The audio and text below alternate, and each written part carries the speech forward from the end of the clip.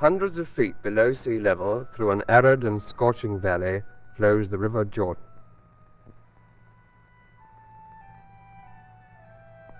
Its course runs from north to south, from the Sea of Galilee to the Dead Sea.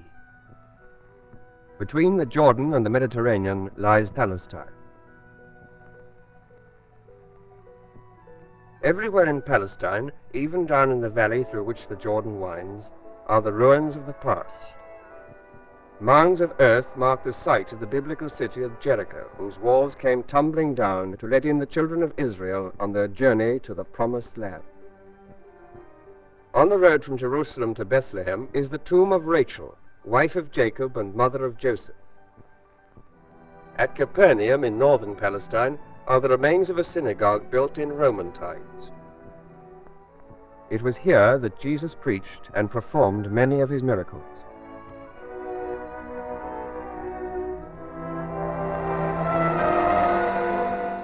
On the shore of the Mediterranean stands the medieval fortress of Athlete. This was the last great stronghold of the Crusaders in Palestine. Some Crusader churches have in the course of time been converted into mosques. For ever since the end of the Crusades, the dominant religion in this land of many religions has been Mohammedanism.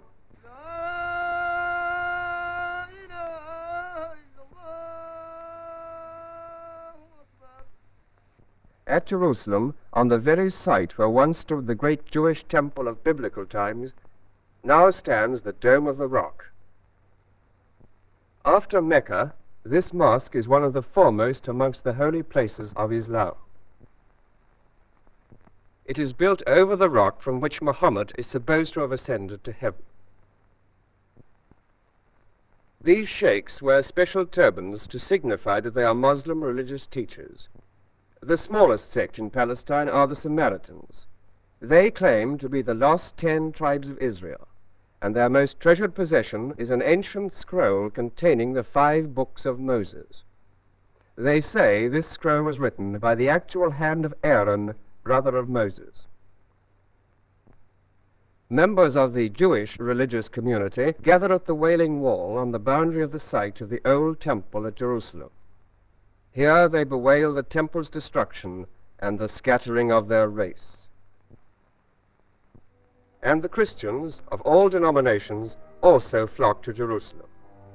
The Patriarch of Moscow comes to visit the Church of the Holy Sepulchre, which stands over the place where Christ was buried.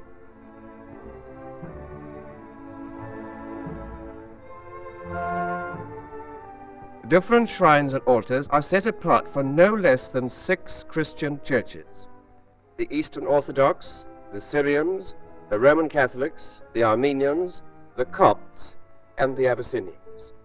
Their adherents all hold separate services inside the same building.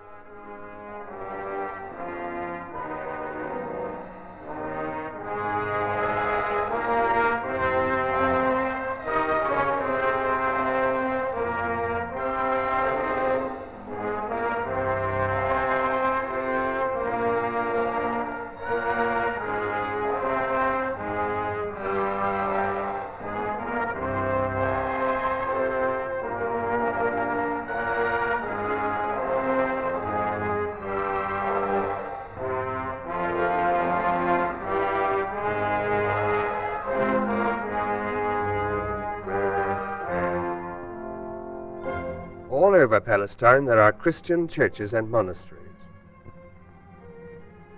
A Roman Catholic church called the Church of All Nations stands in the Garden of Gethsemane.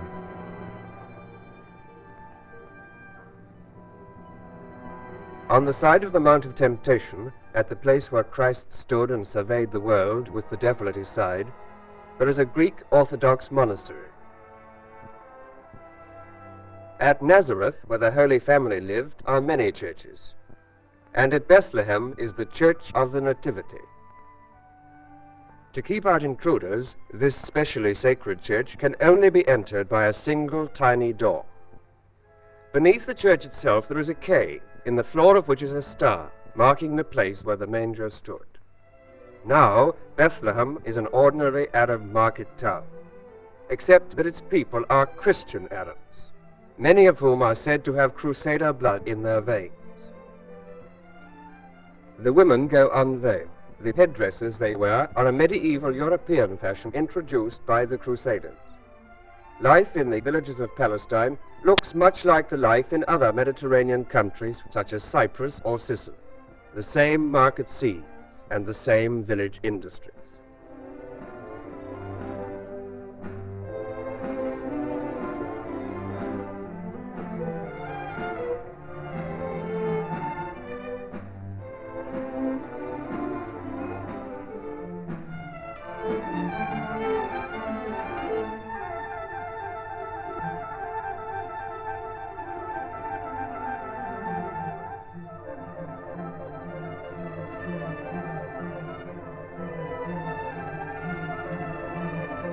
And in Jerusalem, in spite of the changes of recent years, the streets in the heart of the old city remain untouched. Every corner has sacred associations for the Jews, the Arabs, or the Christians.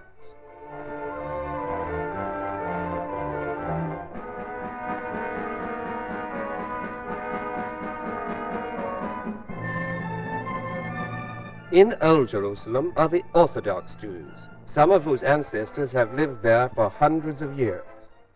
They are a separate community from most of the European Zionist immigrants. In the old city, the Orthodox Jews and the Arabs live side by side in peace.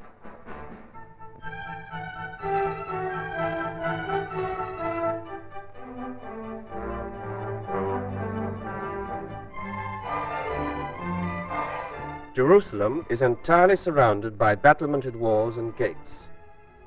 Also surrounded by ancient walls is the fort of Acca, which was once the strategic key to the whole of Palestine.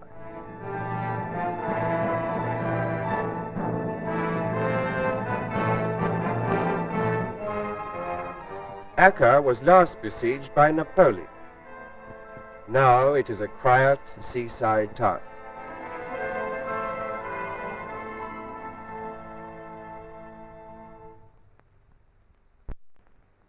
Inland, another small town is Beersheba. Tribal courts are held there, and Bedouin chiefs foregather to attend them. The ordinary people of Palestine ask nothing better than to be left in peace. These Bedouins lead a quiet and prosperous life, comparatively undisturbed by the tension and uncertainty of the last 25 years.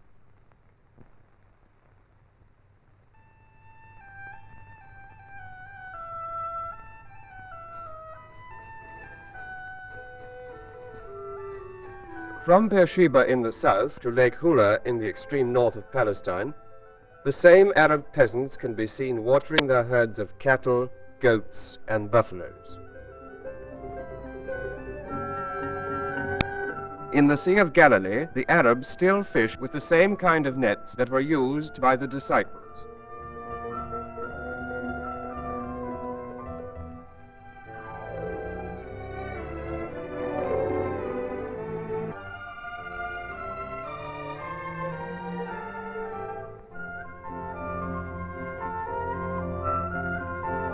Harvesting in the traditional manner is even more primitive. Threshing and winnowing are still carried on with the same methods as were used in the Old Testament times.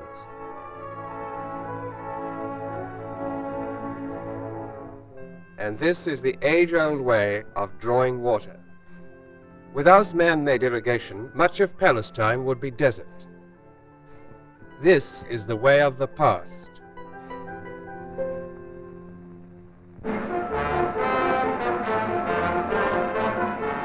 And this is the way of the future. In the upper Jordan Valley stands a giant hydroelectric plant. The power it generates is used to pump up water for irrigation on a wide scale.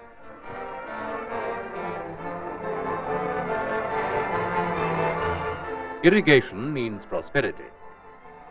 Whatever the political future of Palestine, the British government is determined that on the land, both Arab and Jew alike shall enjoy the benefits of Western science. Modern Palestine is a country of growing wealth and productivity, both agricultural and mineral. The waters of the Dead Sea contain more than 25% salt and chemicals. They are being made to yield potash, bromide, and magnesium chloride in sufficient quantities to supply the needs of the entire world.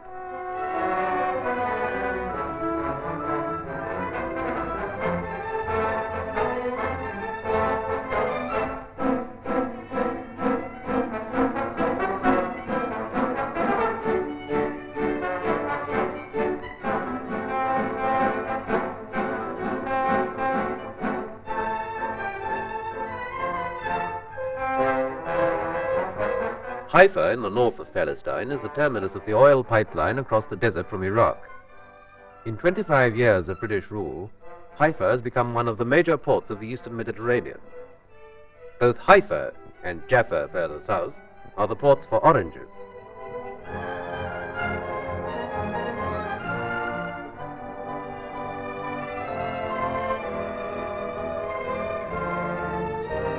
In normal times, oranges make up more than half the total export trade of Palestine.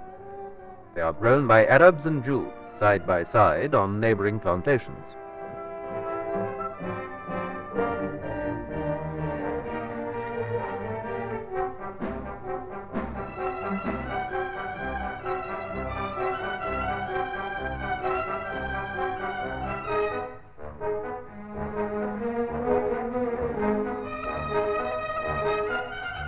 Flourishing banana plantations have grown up at Jericho, a green oasis in the Dead Sea Valley.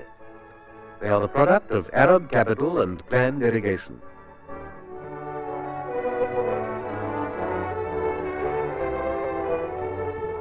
In many parts of the country, the most prominent feature of the landscape are the Zionist settlements. They cover more than 1/10 of the total agricultural area of Palestine. The Zionist settlers apply scientific European methods to barren land. They work with the aid of modern machinery and of capital subscribed by Jews all over the world.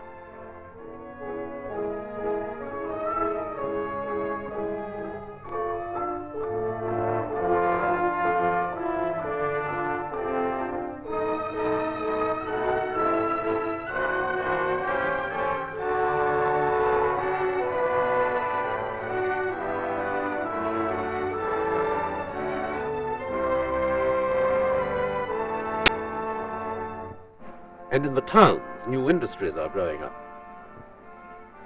Both Arab and Jewish firms manufacture soap from olive oil.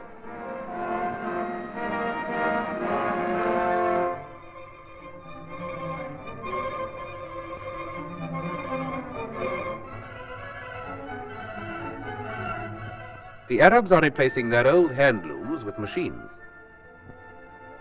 The textiles they produce are used to turn out modern clothes. And the cities themselves are changing too.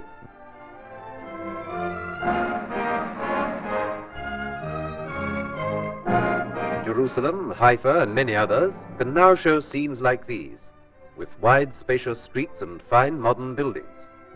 The new YMCA building at Jerusalem was endowed with money from the United States. The tower which surmounts it is a landmark visible far and wide. Another landmark is Government House. Also at Jerusalem is the Archaeological Museum. This building is the headquarters of the Department of Antiquities. It houses remains from some 2,000 historical sites and monuments all over Palestine.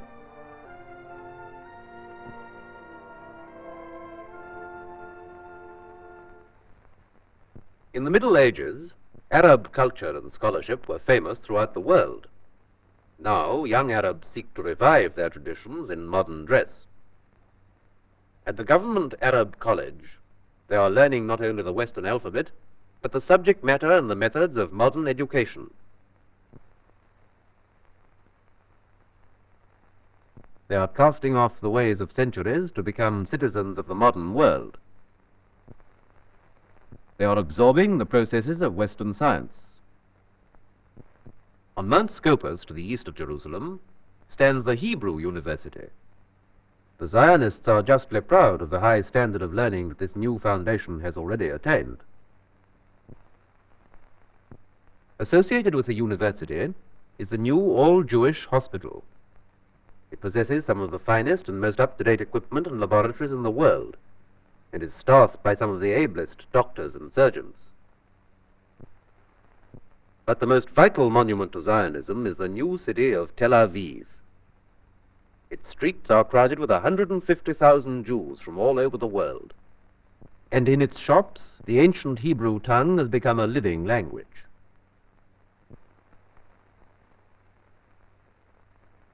In Tel Aviv was formed the famous Palestine Symphony Orchestra.